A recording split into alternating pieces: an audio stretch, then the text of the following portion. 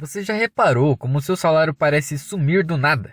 Uma hora você tem 3.000 na conta e 5 dias depois tá com R$ 50 penando para chegar ao fim do mês. A real é que o jeito como você usa seu dinheiro assim que ele entra na sua conta define se ele vai durar ou evaporar. E hoje eu vou te mostrar estratégias simples que podem fazer seu salário render muito mais, a ponto de parecer que ele dobrou. Então vamos lá. A primeira coisa que você precisa saber é quanto custa o seu estilo de vida. É simples, não dá para fazer seu salário render mais se você nem sabe o quanto está gastando por mês. Então pegue um caderno e faça as contas. Pegue extrato bancário, veja o histórico do cartão de crédito, enfim, a soma total de suas despesas tem que ser menor do que o seu salário. Se for maior, você está com um grande problema, mas pelo menos agora que você anotou, você sabe que está com um grande problema e precisa resolvê-lo. Então partimos para a próxima etapa. Separe o que é desejo do que é necessidade e diminua seus desejos. Me diz uma coisa, ter um carro de 200 mil é um desejo ou uma necessidade? É meio óbvio a resposta, né? Um carro de 30 ou 40 mil pode até ser uma necessidade, caso você precise muito ter um carro. Mas ter um carro de 100 mil para cima já é um desejo. Assim como ter um celular, isso é essencial. Mas ter um celular que custe o triplo do que você ganha no mês, não é. Então, separe todos esses itens, inclusive suas saídas no final de semana, e veja o que consegue cortar ou diminuir. Por exemplo, as 3 assinaturas de stream que você tem não é uma necessidade, é um desejo, então diminua para apenas uma. O mesmo vale para comer fora de casa. Você não precisa comer fora de casa 3 vezes por semana, pode comer apenas uma vez. Assim, você cria uma diferença maior entre o que ganha e o que gasta. Certo, a próxima etapa é fazer o seu salário render.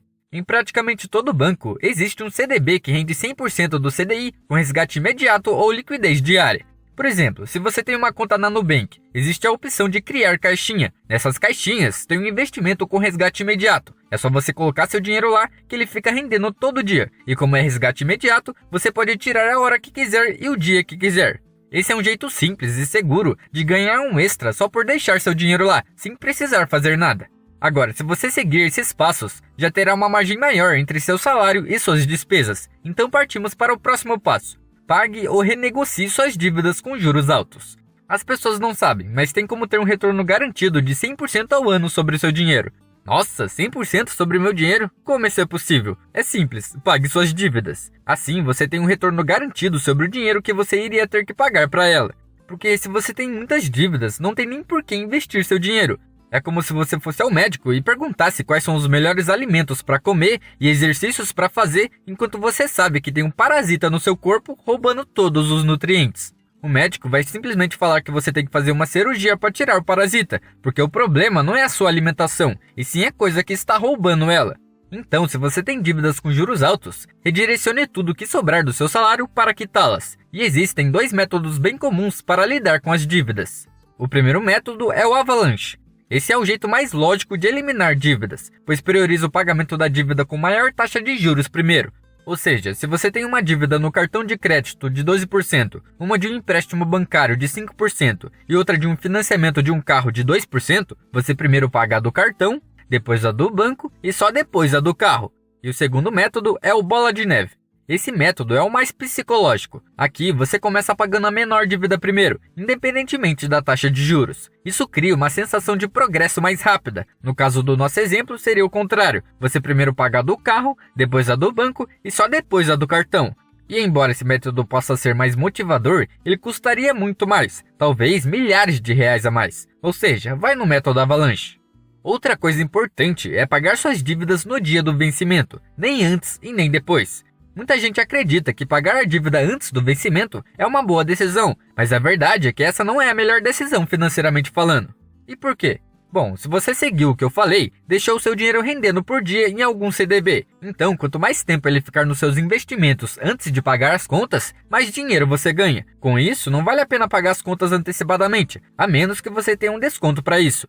Se não há desconto, pagar antes só significa que você está deixando de ganhar dinheiro. Pode parecer pouco, mas pense no longo prazo. Se você faz isso todo mês, ano após ano, a diferença acumula. A questão aqui não é o valor que você vai ganhar em um único mês, mas sim o hábito de sempre maximizar o tempo que o dinheiro fica rendendo para você.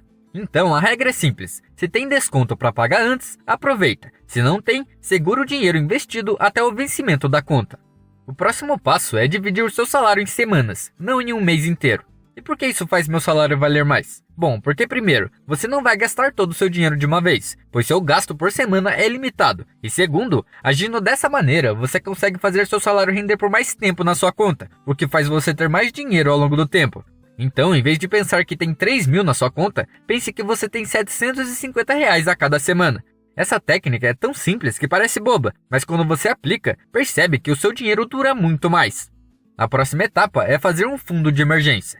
Acredito que a maioria aqui já saiba o que é um fundo de emergência, mas para quem não sabe eu vou resumir. Basicamente você economiza de 3 a 6 meses de despesas apenas para emergências. Você não mexe nesse dinheiro a não ser que seja extremamente necessário. Por isso é importante que ele fique em uma conta separada da sua principal, e também é importante que ele fique rendendo, assim como o seu salário. Agora vem a pergunta, por que isso faria meu salário valer 2 vezes mais? Bom, suponha que você ganhe 3 mil por mês e tenha um custo de vida de R$2.700. O que sobra você usa para lazer e de vez em quando fazer uma viagem, ou seja, você nunca economiza dinheiro. O problema é que em uma dessas viagens o seu carro quebra e o conserto custa R$900. Como você não tem dinheiro guardado, teve que parcelar o conserto no cartão de crédito em 3 vezes de R$300. No mês seguinte, você recebe seus 3 mil do salário, mas agora, em vez de sobrar R$300, não sobra nada. E a coisa fica ainda pior, porque a sua geladeira quebrou e você precisa comprar outra urgente. Novamente, como você não tem dinheiro guardado, teve que recorrer ao cartão de crédito. E esse é o ponto. Ao não ter uma reserva financeira, seu salário começa a perder valor. Dívidas inesperadas, parcelamentos e imprevistos fazem com que ele vá sendo consumido antes mesmo de cair na conta. E é assim que você acaba gastando sempre mais do que deveria e fica preso em um ciclo onde seu salário parece nunca ser o suficiente. Agora, se você possuísse uma reserva de emergência, não precisaria se endividar no cartão de crédito e o seu salário continuaria sendo 3 mil. No final, quem economiza faz o próprio salário valer mais, porque evita perder dinheiro com parcelamentos e juros, mantendo o controle sobre os próprios gastos. Outra coisa extremamente importante para que o seu salário valha 2 vezes mais é saber que sua renda é relativa. Ué, como assim? Calma, vou explicar. Essa é a Ellen e esse é Rodrigo. Ellen ganha R$100 mil por ano, já Rodrigo ganha 50 mil. Então você pensa, Ellen é 2 vezes mais rico que Rodrigo, certo? Bom, em termos de rendimentos brutos, sim, mas fique comigo até o final para você entender.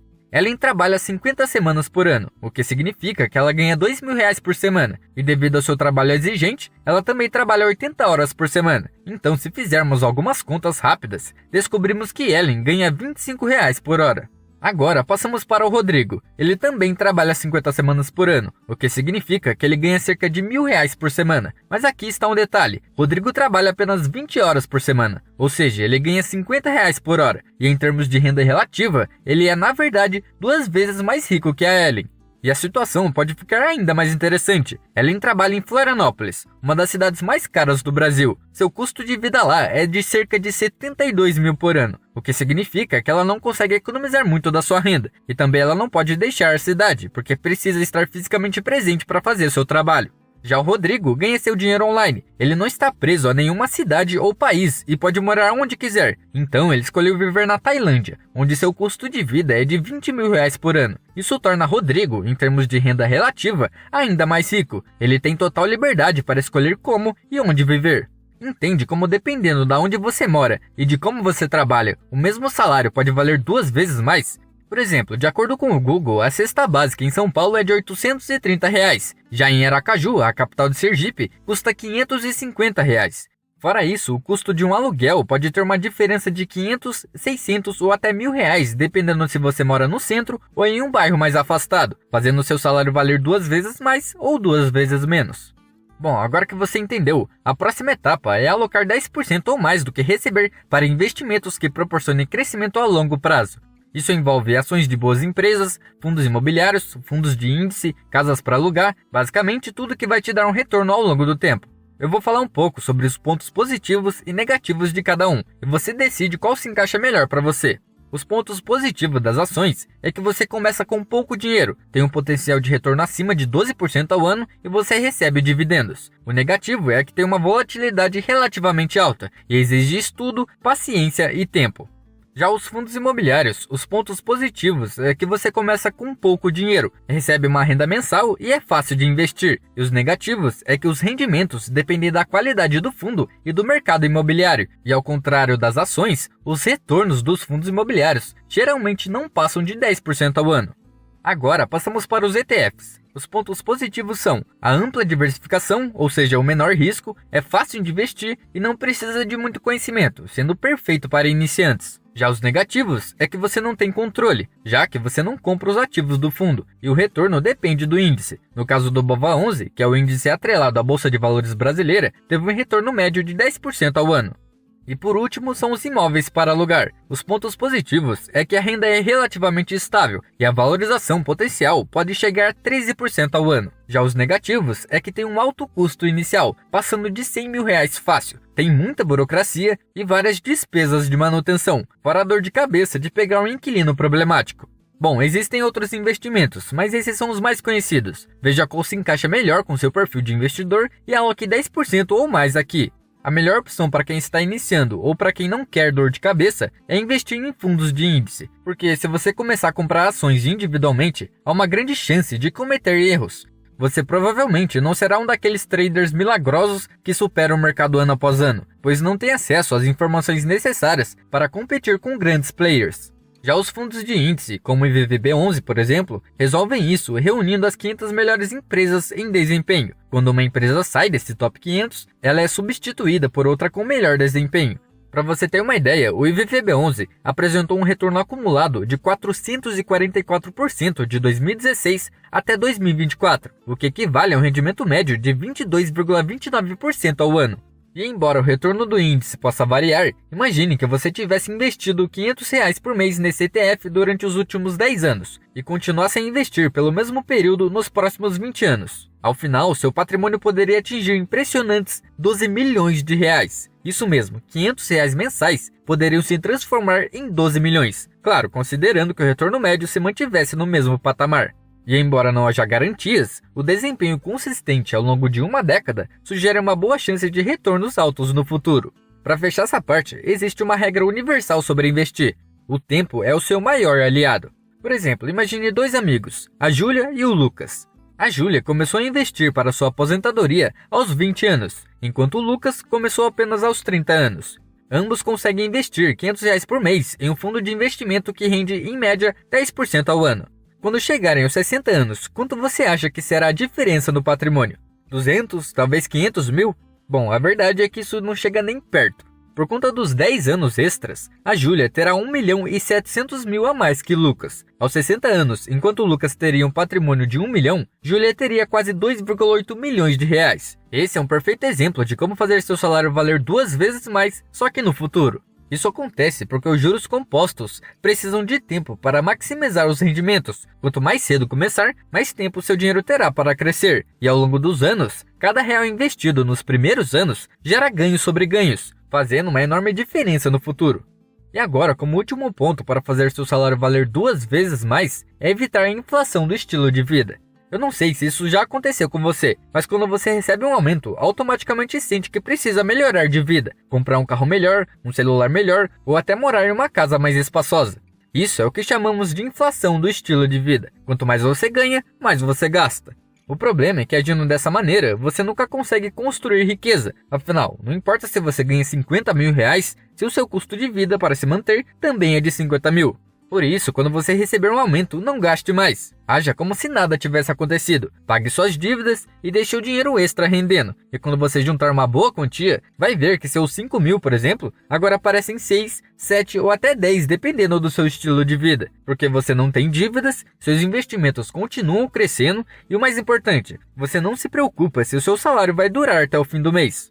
Bom, essas foram as 9 coisas que você precisa saber e fazer para seu salário valer 2 vezes mais. Espero que tenha te ajudado de alguma forma.